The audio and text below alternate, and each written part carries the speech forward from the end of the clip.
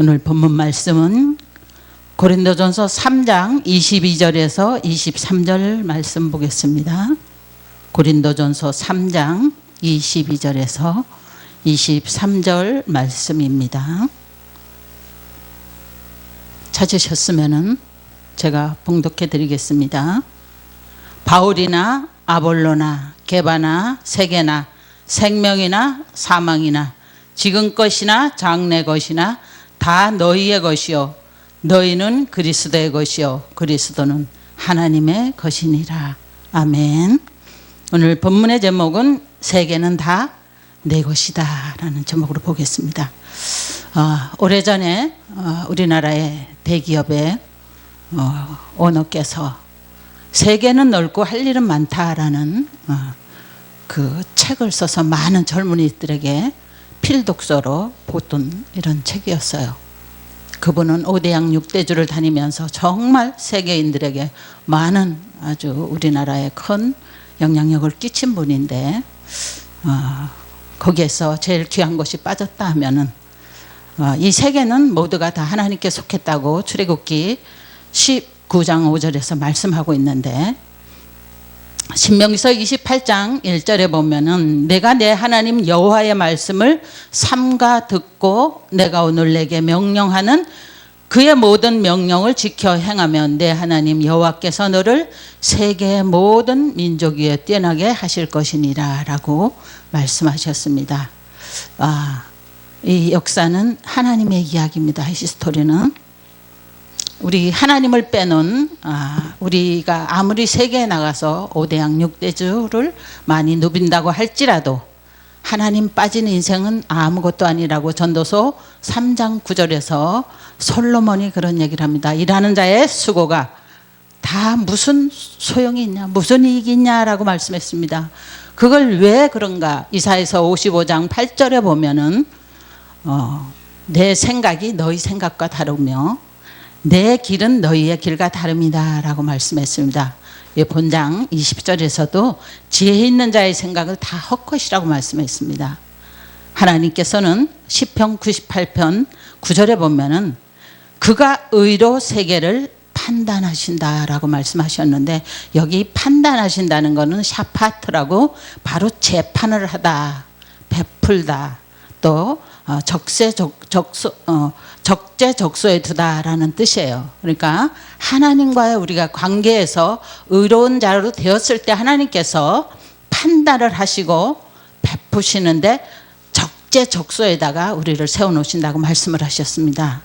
하나님께서는 창조를 한번 끝내고 그것을 쉬시는 것이 아니라 지금도 이 피조 세계를 존재케 하기 위해서 지금도 끊임없이 활동을 하고 계십니다. 이것을 역사라고 하는데 특별히 우리 택한 백성들을 위하여서 하나님께서는 121편 시편에서 졸지도 주무시지도 아니하신다라고 말씀을 하셨는데 이렇게 우리는 하나님의 영광의 통로로 부름을 받았는데 시대마다 다 어려운 시대들을 지나가더라고요.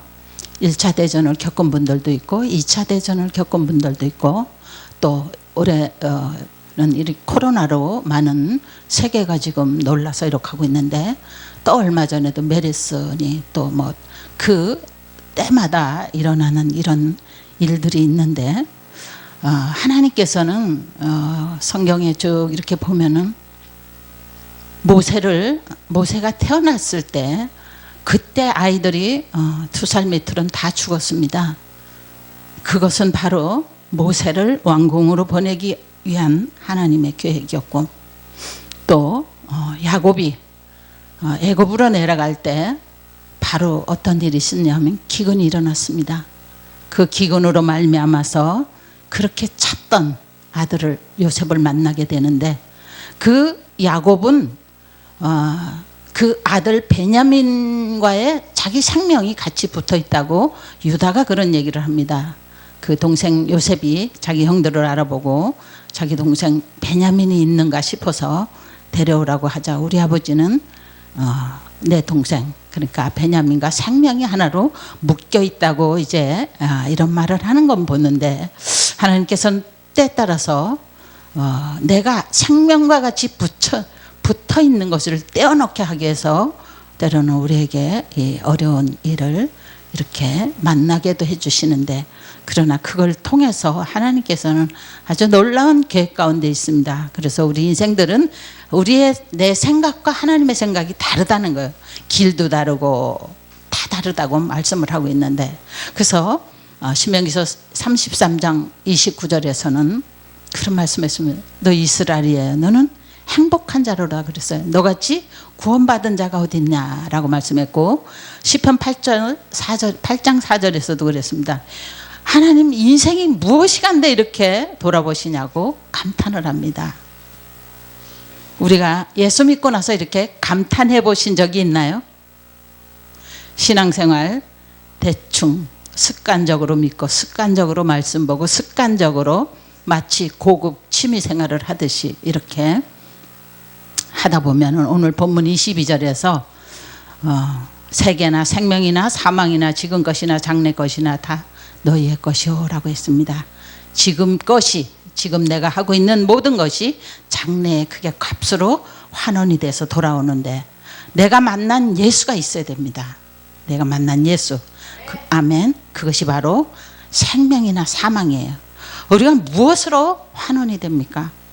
사도 바울은 고린도후서 6장 1절에 보면은 은혜를 헛되게 받지 말라고 말씀하셨습니다. 자기는 자천해서 자기가 먹지도 못하고, 자기는 핍박도 받고 환난도 받고 궁핍도, 이렇게 자천해서 자기가 환난을 받았다라는 거예요. 왜 이렇게 자천해서 이렇게 환난을 받았을까요? 그것을 갈라디아서도 말씀하고 있는데, 이렇게 자기가 자천해서 받고 나니까 무명한 자 같지만은 유명한 자요, 죽은 자 같지만은 살아있고 많은 근심을 하는 자 같으나 항상 기뻐하는 자요, 가난한 자 같으나 많은 사람을 부욕해 하고, 또 가진 것 없는 것 같지만은 많은 사람들을, 좀 많은 걸 다 가진 자들라는 거예요. 하나님께서는 우리의 이 눈은 마음을 넓혀주기 위해서 때를 따라서 우리에게 마치 애벌레가 나비가 되려면은 고치 속으로 들어갔다 나와야 됩니다. 누에 고치가 그 화려한 무명을 뽑아내려면은 자기 스스로가 집을 짓고 그 어두운 속에 들어가서 나중에 그 실을, 아주 고운 무명실을 뽑아내는데, 나비 역시 마찬가지입니다. 나비도 자기 스스로가 그 고치 안으로 들어가서 어둠의 과정을 거쳐서 그 다음에는 화려한 나비가 됩니다. 나비가 될 때는 자기가 가고 싶은 데 다 날아다닙니다. 화려한 나비가 되어서 날아다니면서 이 꽃 저 꽃 앉아가지고 열매를 맺게 해주는 그것인데, 바로 마찬가지로 우리들도 이런 힘든 과정을 거쳐서 내 눈이 다시 이 이상의 세계를 볼 때 하나님의 나라를 만나게 되는데, 그것을 갈라디아서 6장 17절에서 내가 예수의 흔적을 가졌다고 말씀했습니다. 모든 사람들이 모양만 내려고 억지로 할례받으라고 하는데 예수의 흔적이 있어야 되지 않겠냐고 말씀했습니다. 자기는 십자가, 예수 때문에 십자가에 못 박았다 그랬어요. 세상에 대해서 못 박았다고 말씀했습니다. 십자가에 대해서 못을 박았다는 건 내 스스로가 정말 나를 그렇게 못 박은 것 같은 아픔이 있어야 된다는 거예요. 예수 때문에 아파하는 게 있어야 된다는 겁니다. 그게 바로 세상에 대해서 못을 박는 거예요. 나에게서 예수가 경험이 되어져야 됩니다. 그럴 때 노아가 은혜를 입자 방주를 짓듯이 내가 예수 때문에 포기한 것이 있고, 예수 때문에 아파했고, 예수 때문에 배가 고파했고, 내가 좀 잘 먹던 거 조금 덜 먹고, 이때가 예수의 흔적을 나타낼 가장 좋은 때라고 믿습니다. 아멘. 가진 분들은 가진 걸 통해서 어려운 분들에게 좀 더 넉넉하게, 건물을 가지신 분들은 또 세라도 조금 내려주시고, 이런 서로의 돕는 그 과정이 바로 흔적을 가지는 겁니다. 그 흔적은 우리 자녀들 대대 손손까지 내려갈 수 있는 흔적입니다. 그런 우리가 흔적이 있어야 돼요. 우리 세상적인 습관, 관습, 그런 거 저 사람이 하니까 나도 해야지. 그건 안 된다는 겁니다. 우리 예수 믿는 사람들은 반드시 흔적이 있어야 되는데 그 흔적이 뭡니까? 정말 사도 바울과 같이 자천해서 했다는 거예요. 그렇게 하고 나니까 무명한 자 같지만 유명하더라는 거예요. 죽은 자 같지만 살아있더라는 거예요. 나는 아무것도 없는 것 같지만은 많은 사람을 부욕해 준다고 말씀을 하고 있습니다. 우리가 살을 베어내는 것 같은, 마치 야곱이 베냐민이 내 생명과 같이, 우리 아버지는 유다가 그런 말을 합니다. 우리 아버지는 베냐민과 생명이 함께 묶여 있다 그랬습니다. 우리가 생명이 나와 같이 묶여 있는 것이 무엇입니까? 우리에게 많이 있을 것입니다. 아마 네, 이것을 우리가 하나씩 하나씩 버리는 거, 이게 바로 예수 때문에 내가 아픈 거, 예수 때문에 내가 배도 고프고, 예수 때문에 내가 정말 그 흔적을 갖는다는 거. 이후로는 우리는 이 지옥과 같은 환경도 상관이 없습니다. 왜냐하면 진리를 깨닫기 때문에. 진리를 알지니 진리가 너를 자유케 하리라 그랬는데 진리 안에 생명이 있기 때문에, 그래서 골로새서 3장 3절에서 너희 생명이 예수와 함께 하나님 안에 감춰져 있다라고 말씀하는데,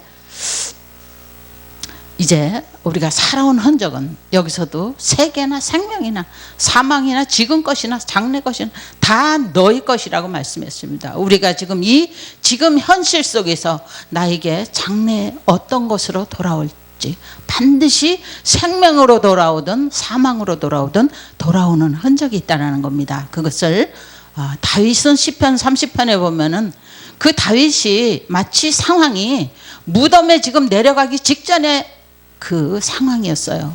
근데 다윗이 하나님 앞에 어떤 기도를 합니까? 하나님, 내가 무덤에 내려가면은, 저 진토로 내려가면은 내가 하나님을 찬양할 수 있습니까? 내가 진토로 내려가면 하나님의 진리를 전할 수 있습니까? 라고 하나님 앞에 고백을 합니다.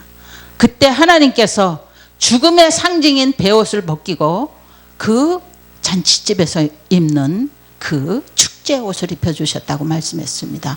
사도 바울 역시 빌립보서 1장에서 말씀했습니다. 살든지 죽든지 내 몸에서 예수가 존귀하게 되는 그 존재의 목적이 바로 예수가 내 안에서, 내 몸을 통해서 이렇게 존귀하게 드러내는 것이 삶의 존재 이유라고 말씀했습니다. 그렇게 될 때 이 세계는 다 내 것입니다.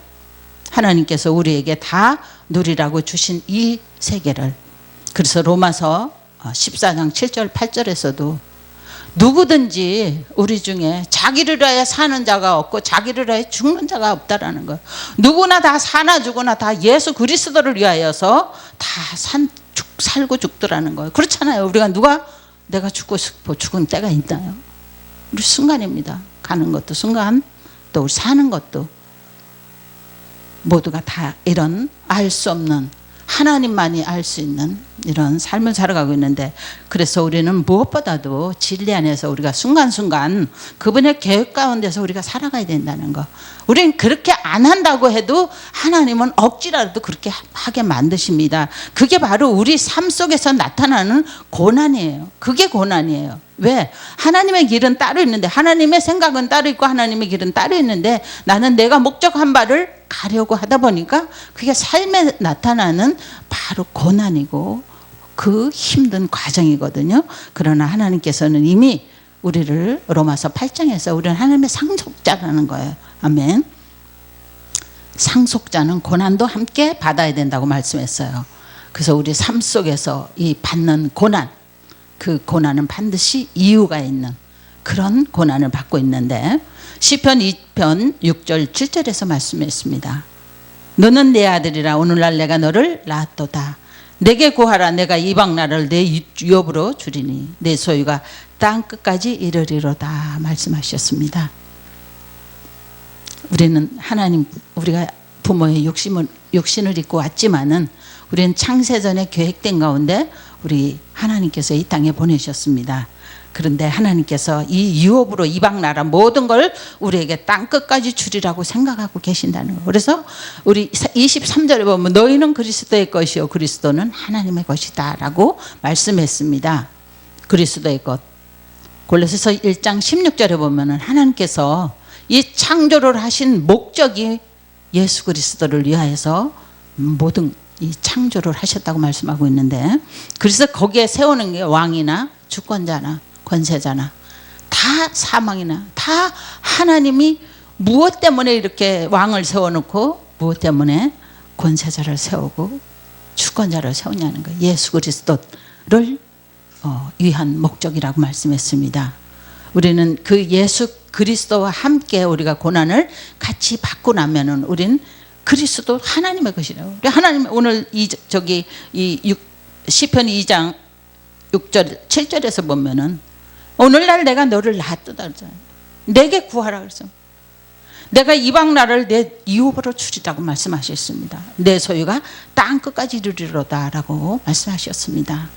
요즘에 굉장히 힘든 시대를 살아가고 있습니다. 그러나 우리는 하나님의 정말 이 기업을 받은 자들입니다. 이때가 바로 하나님께서 찾으시는 우리 하나님의 백성들을 찾고 계십니다. 이때 우리는 어떻게 되냐? 에베소서 3장 19절에 보면은 이 하나님의 높이와 길이와 넓이를 좀 알아서 좀 깨달으라는 거예요. 모든 것이 그 안에 다 충만하게 있다고 그 에베소 교인들을 위하여서 사도 바울이 기도하는 것을 봅니다. 오늘 본문에서도 말씀하고 있습니다. 더 깊고 넓고 더 높은 하나님의 내면을 좀 알으라는 겁니다. 내면을 좀 넓혀가지고 세계를 향하여 앞으로 전진하는 일을 멈추지 말라는 것입니다.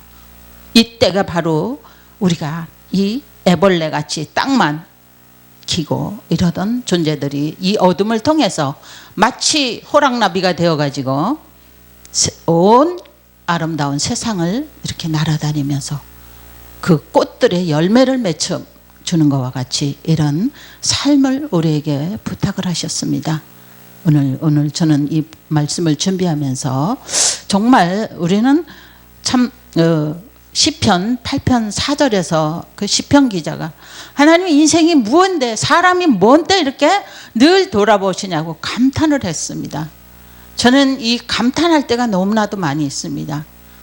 많은 사람 중에 그 똑똑하고 잘난 분들 많은 중에 어떻게 우리를 택하셨죠? 만세전에 택하셔가지고 이때 그 같은 환경을 만나도 거기서 주눅들지 않고 많은 사람들에게 없는 것 같지만은 부유케 해주고 또 없는 힘든 자들에게 생명의 말씀을 주고 또 우리가 위로해 줄 수 있는 이런 큰 하나님으로부터의 사명을 받았다는 거 너무 감사합니다. 이때 모든 눈을 우리가 세계는 다 내 것이라는 거예요. 오늘 말씀이 내 것은 누구 것이냐? 그리스도의 것이요 그리스도는 하나님의 것이라고 말씀했습니다. 계속 성경에서는 창조주 하나님이시라고 말씀하고 있습니다. 그 가운데 바로 시편 98장 9절에서 말씀같이 하나님은 의로 세계를 판단하신다는 의가 뭡니까? 하나님과의 관계입니다. 언약 관계 안에서 우리가 하나님께서 원하신 그 안에 있으면은 세계는 다 너희 것이라고 말씀하셨습니다. 우리가 이 어려운 때에 우리는 무엇보다도 세상 사람들과 똑같이 우리가 한탄하고 이렇게 하기보다는 하나님께서 부르신 목적이 무엇인가 거기에 우리가 몰두하고 하나님께 더 우리가 나아가서 감사하며 기도할 때 하나님께서 우리가 보지 못했던 그 세상을 열어주게 될 줄 믿습니다. 오늘 이 방송을 보시는 모든 분들 또 저희들 모두 합하여서 하나님께서 이렇게 부름받은 이때 많은 분들에게 우리는 이런 큰 축복된 우리들이라는 것, 믿음의 백성들이라는 것을 기억하면서 모두 힘내시고 세계를 향해서 끝없이 전진하는 저와 여러분 다 되시기를 주님의 이름으로 축원합니다.